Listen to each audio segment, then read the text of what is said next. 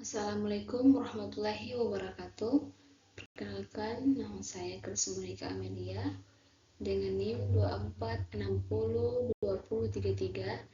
Di sini saya akan mempresentasikan PPT saya, yaitu tentang pasar monopoli. Baik, saya akan membahas konsep dan pengertian pasar monopoli. Definisi pasar monopoli. Pasar monopoli adalah kondisi di mana hanya ada satu pemain di pasar yang menawarkan produk pada konsumen. Pasar ini adalah kebalikan dari pasar persaingan sempurna, di mana ada banyak perusahaan yang menawarkan produk pada pasar monopoli. Perusahaan bebas menentukan kualitas barang, juga menetapkan harga dan penikmat profit. Kedua, perbedaan pasar monopoli dengan pasar persaingan sempurna. Pasar persaingan sempurna dicirikan oleh banyak penjual dan pembeli.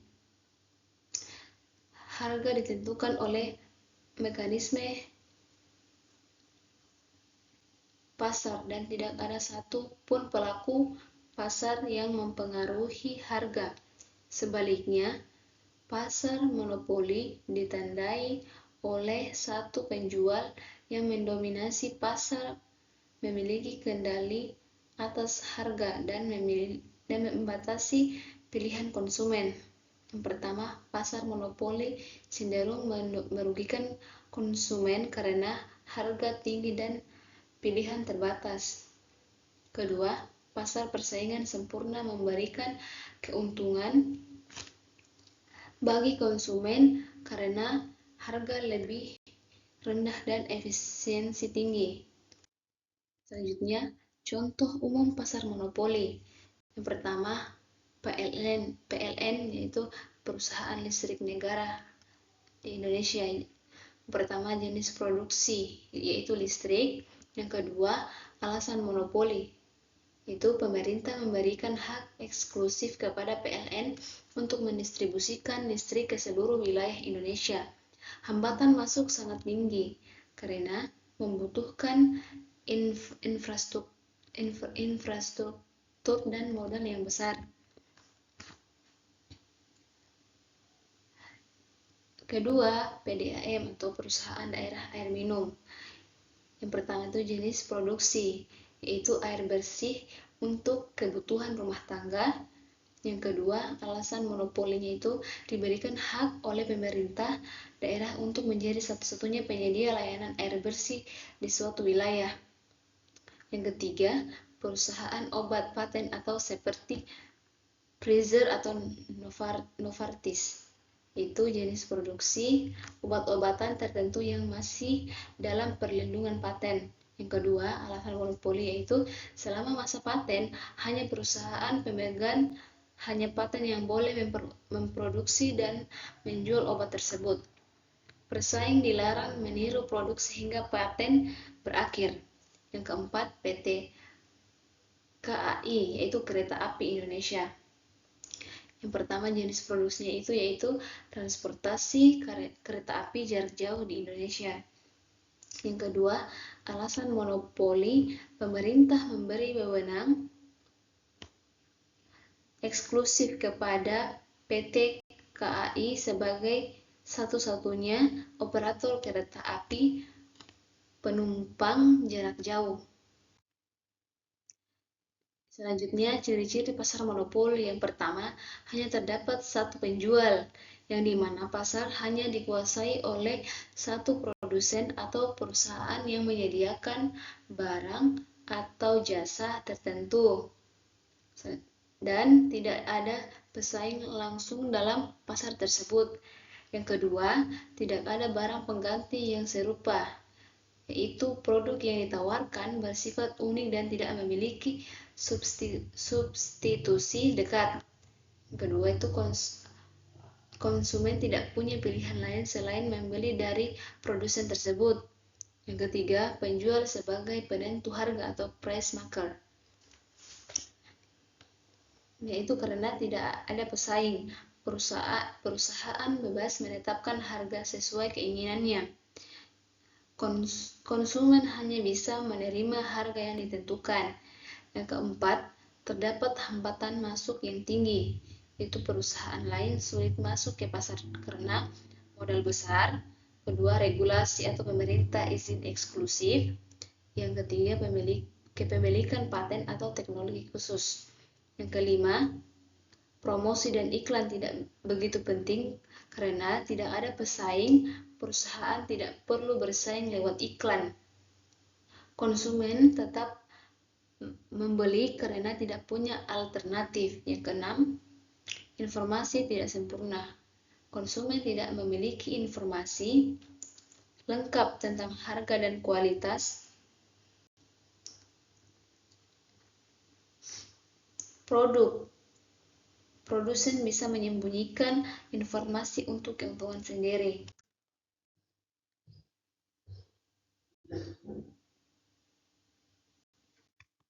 Itu selanjutnya bentuk-bentuk monopoli. Yang pertama, monopoli alamiah, yaitu natural monopoli. Monopoli alamiah terjadi ketika satu perusahaan menyediakan barang atau jasa dengan biaya yang lebih rendah dibandingkan jika ada beberapa perusahaan yang bersaing. Hal ini biasanya terjadi dalam industri yang memiliki biaya tetap yang tinggi dan biaya marginal yang rendah. Kedua, monopoli legal atau pemerintah. Monopoli legal adalah monopoli yang diambil oleh hukum. Pemerintah dapat memberikan hak eksklusif pada suatu perusahaan untuk menyediakan barang atau jasa tertentu. Yang ketiga, monopoli karena penguasaan teknologi atau hak cipta. Monopoli ini terjadi karena suatu perusahaan memiliki teknologi unik atau hak cipta yang memberikan mereka keunggulan kompetitif. Yang keempat, monopoli karena skala ekonomi. Monopoli karena skala ekonomi terjadi ketika perusahaan dapat menurunkan biaya per unit untuk meningkatkan volume produksi. Dalam hal ini, perusahaan yang lebih besar dapat beroperasi dengan lebih efisien dibandingkan perusahaan kecil. Selanjutnya, penentuan harga dan output dalam pasar monopoli. Yang pertama, kurva permintaan dan pendapatan monopoli. Representasi grafis dari hubungan antara harga suatu barang atau jasa dengan jumlah yang diminta oleh konsumen pada berbagai tingkat harga. Dalam hal ini, kurva ini menunjukkan bagaimana jumlah barang yang ingin dibeli oleh konsumen berubah seiring dengan perubahan harga. Yang kedua,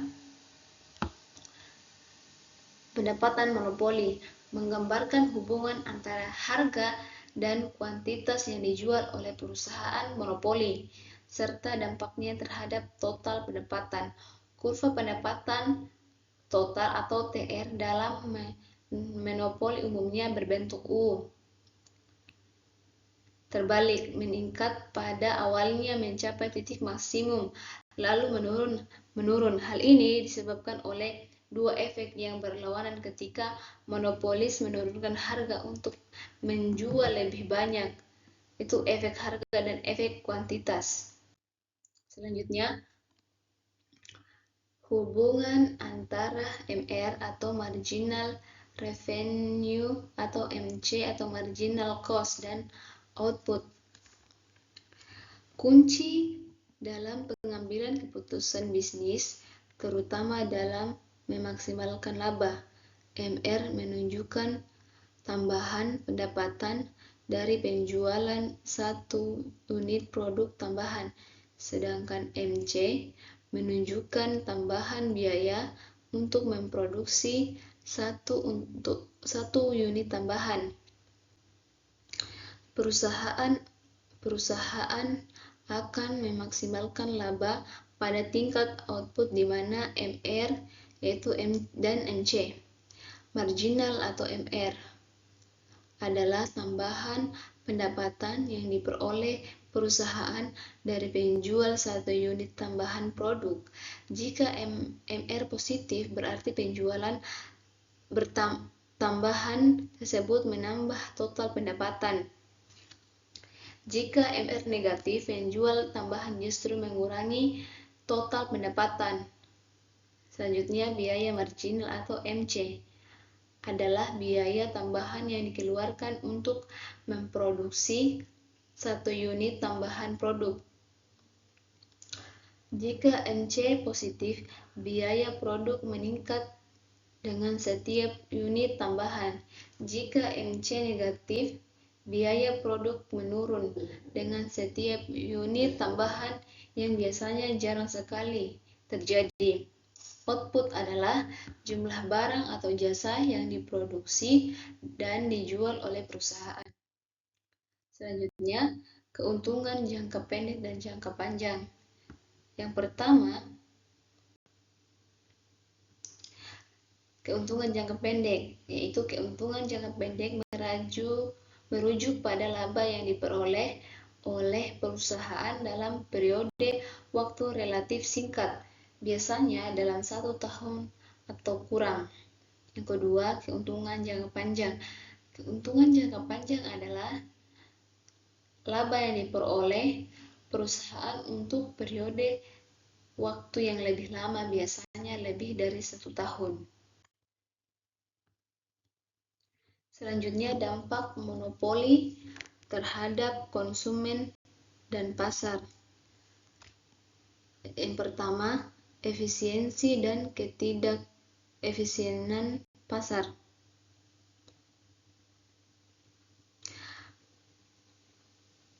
Pasar yang efisien adalah pasar yang harganya mencerminkan semua informasi yang tersedia secara akurat, sehingga tidak ada pelaku pasar yang dapat secara konsisten mendapatkan keuntungan di atas rata-rata dengan menggunakan informasi yang sama.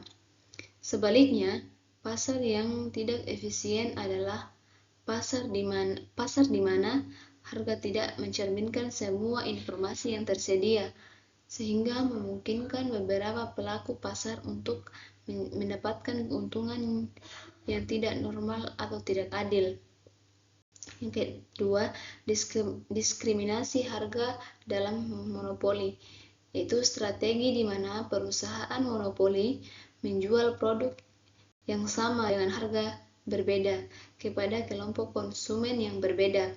Tanpa perbedaan biaya produksi, ini terjadi karena perusahaan memiliki kekuatan pasar untuk menetapkan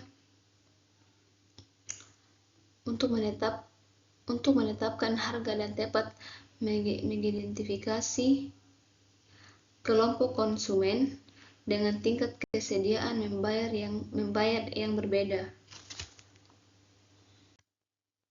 Selanjutnya, kerugian konsumen atau duit white loss, yaitu kerugian konsumen adalah hilangnya efisiensi ekonomi yang terjadi ketika jumlah barang atau jasa yang diproduksi dan dikonsumsi tidak optimal dalam suatu pasar.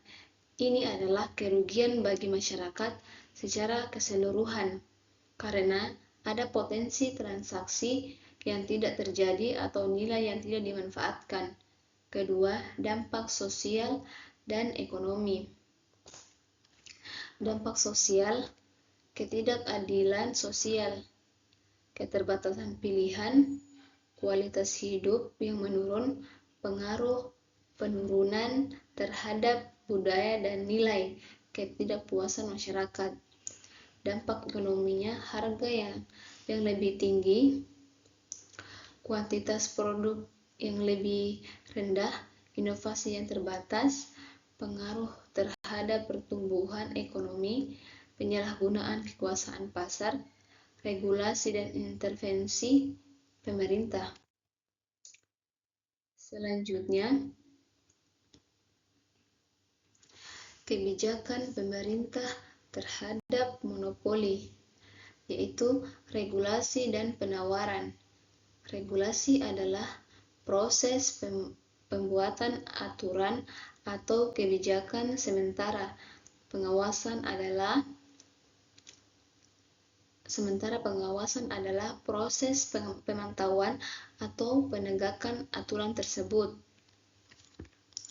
Tujuan utamanya adalah memastikan bahwa aturan tersebut dipatuhi, tujuan tercapai, dan sistem berjalan dengan baik.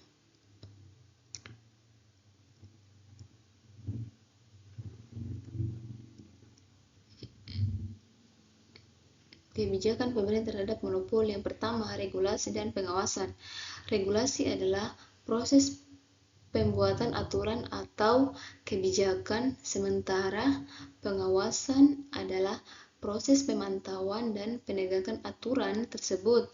Tujuan utamanya adalah memastikan bahwa aturan tersebut dipatuhi, tujuannya tercapai, dan sistem berjalan dengan baik. Yang kedua, anti-truth law atau hukum anti monopoli, yaitu hukum anti monopoli adalah seperangkat aturan yang dirancang untuk mendorong persaingan sehat dan mencegah praktik bisnis yang dapat merugikan konsumen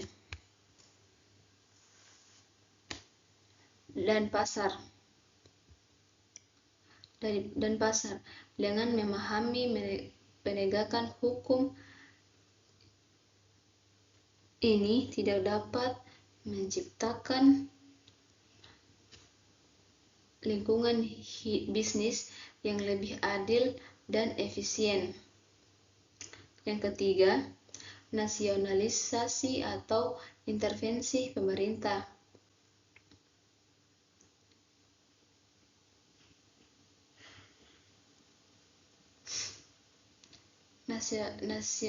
Nasionalisasi adalah tindakan pemerintah mengambil alih kepemilikan dan pengendalian suatu industri atau perusahaan yang sebelumnya dimiliki oleh pihak swasta, sementara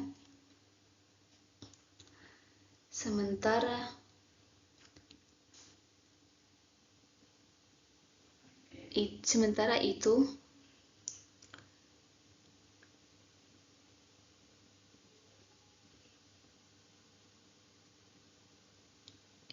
intervensi pemerintah lebih luas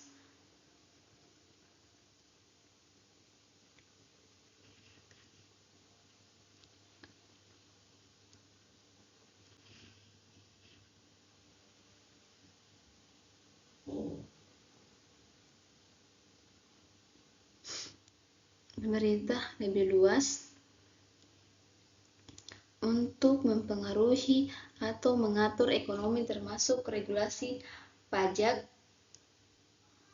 subsidi, dan lain-lain, tanpa selalu mengambil alih kepemilikan. Tujuannya untuk menguasai aset atau perusahaan, sedangkan instansi pemerintah bertujuan untuk menyelenggarakan fungsi pemerintahan dan layanan publik. Dasar hukumnya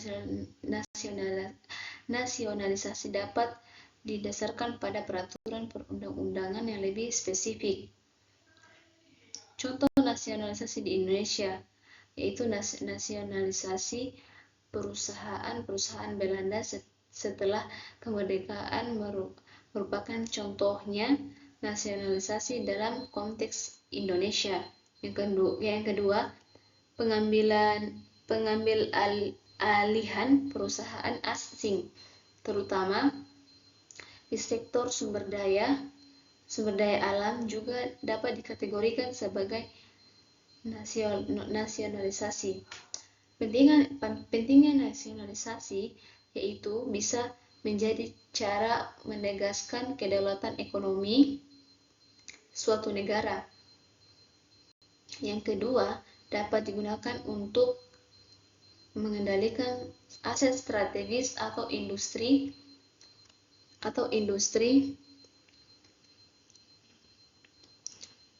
penting bagi negara. Dalam beberapa kasus, nasionalisasi dapat menjadi bagian dari upaya dekolonisasi dan memperkuat nasional.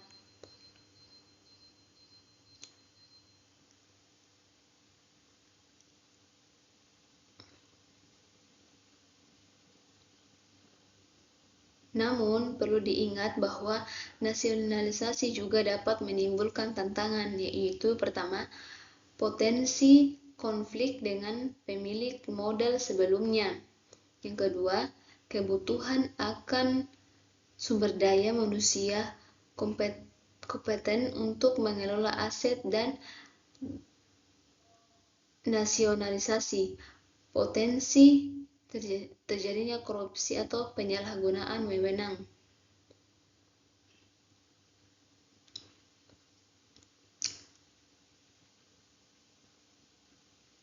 Dan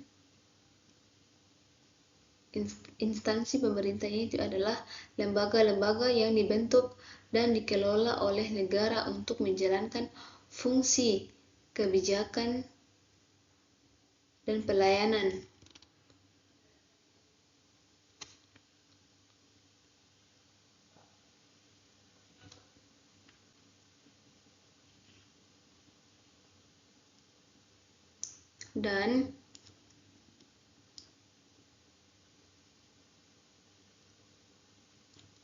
Dan seringkali dilakukan untuk memastikan ketersediaan layanan penting atau mencegah penyalahgunaan kekuatan monopoli untuk perusahaan swasta. Contohnya, kereta api atau utilitas publik sering dinasionalisasi untuk memastikan akses yang terjangkau dan merata bagi masyarakat.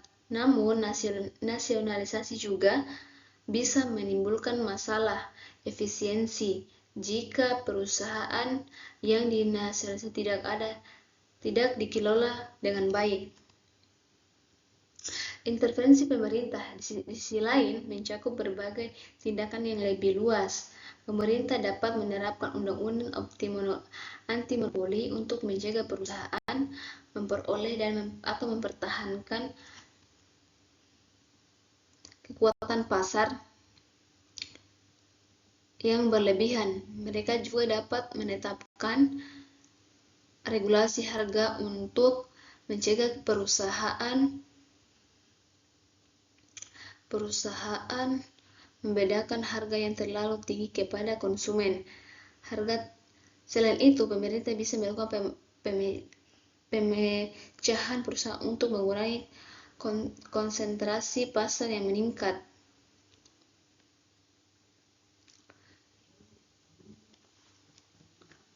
Dan dalam beberapa kombinasi keduanya mungkin terjadi solusi terbaik. Selanjutnya, studi kasus atau contoh nyata monopoli. Yang pertama, contoh perusahaan monopoli di Indonesia seperti PLN atau PDAM. Yang pertama, perusahaan listrik negara atau PLN. Yang kedua, perusahaan daerah air minum atau PDAM. Yang ketiga, PT Kereta Api Indonesia atau KAI. Yang keempat, PT Pertamina atau Persero. Yang kelima, PT Telekomunikasi Indonesia atau Telkom. Yang keenam, PT Pos Indonesia. Terakhir, contoh monopoli global seperti Microsoft Word sebelum adanya pesaing kuat, yaitu ada Google, Facebook atau Meta Platforms Inc. Yang kedua Amazon, yang ketiga Apple, yang keempat Coca-Cola, yang kelima Intel, dan yang terakhir Visa dan Mastercard. Baik, mungkin Itu saja yang bisa saya sampaikan dan bisa saya paparkan. Mohon dimaafkan. Wabillahi taufiq wal hidayah. Wassalamualaikum warahmatullahi wabarakatuh.